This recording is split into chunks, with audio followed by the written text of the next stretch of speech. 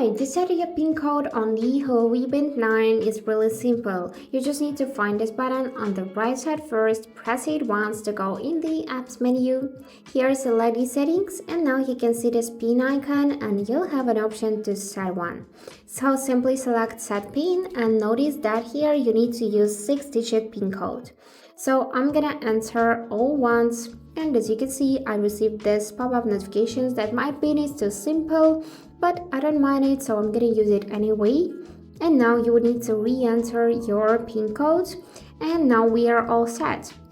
So after that, you can go in the auto lock and enable it by tapping on the switcher, so auto lock when taken off.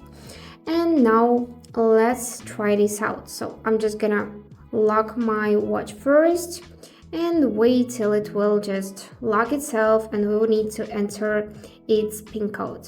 So now let's just press the button, and yes, as you can see, it requires our PIN code to unlock this band. So if you would like to change the PIN code, simply go in this PIN section once more, select this option change PIN, and then you will need to enter your current PIN code and after that new one. To disable PIN, simply select the option, enter your current PIN code, and now it is disabled. So that's it for today. Hope this video was helpful and thank you for watching.